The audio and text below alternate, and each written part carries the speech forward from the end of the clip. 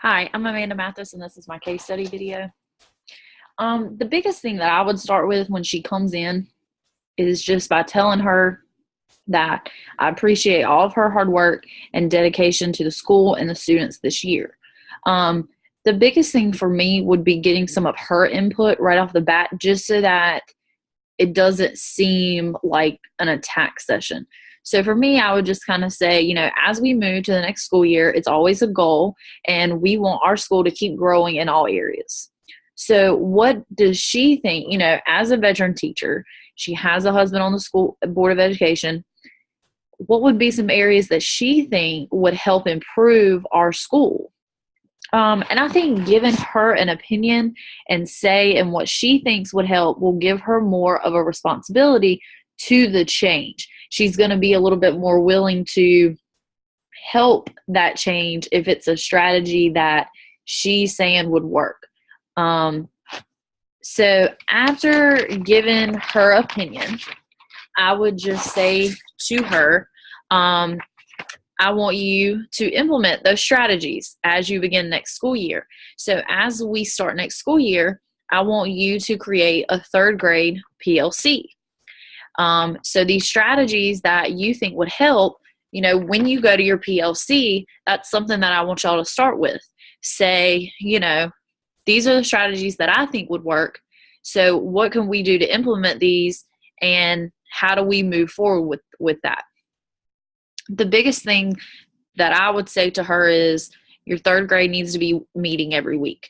I think that the best thing that can happen is for the third grade to start having common formative assessments. So that way we make sure all the third graders are on the same page. We can start identifying weaker students who maybe aren't as progressing, and we can also start identifying students who are developing very fast and maybe need a little bit more acceleration. So taking, I think, more of a direct approach with her seems to be important, because she is so resistant to probably meeting in groups. If she just wants to go in her room and shut the door, she's not planning. She's not meeting with the third grade. So I think maybe putting her in charge of that gives her a leadership role that she can kind of get behind. So the next thing that I would say to her, because there has been some issues with her students not being prepared for fourth grade, I definitely would not call her out on that now, but I would say to her that at the beginning of the year that I would like for her to set up a meeting to align the third and fourth grade standards. I would like to be included in the meeting, so that kind of gives her some accountability, and the fact that your administrator is going to be there, so we need to make sure that this actually happens. I would also say to her I want to make sure across the board that our third graders are learning what will set them up for success in fourth grade. So we need to have that type of articulation. If this is a standard for fourth grade, what are we doing in third grade to make sure that they are ready to begin that standard once they get to fourth grade, and we're not having to do a lot of developing and remediation type stuff once they get to fourth grade. So I would like to see third and fourth grade meeting throughout the year to make sure third graders are progressing as they should be with standards. So as you set those meetings, I would like to be included.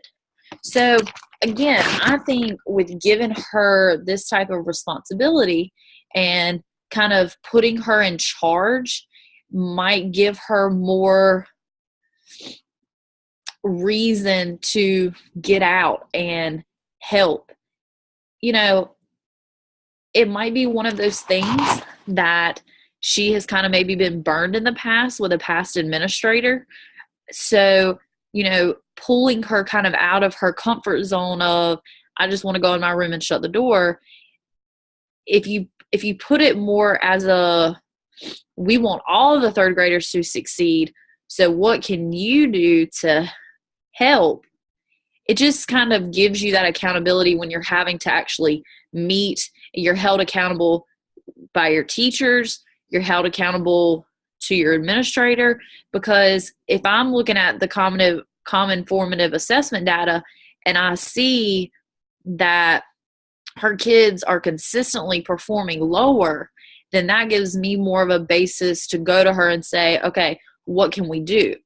And instead of me doing that as an administrator, hopefully the goal is that the PLC works out a lot of those issues. So the biggest thing off the bat would be to give her more of a leadership role in implementing the third grade PLC and then implementing a third and fourth grade articulation meeting to make sure that she's having to get out of her room.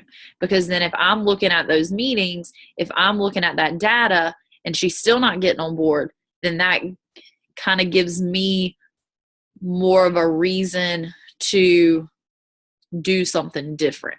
If this doesn't work, then we go to something else.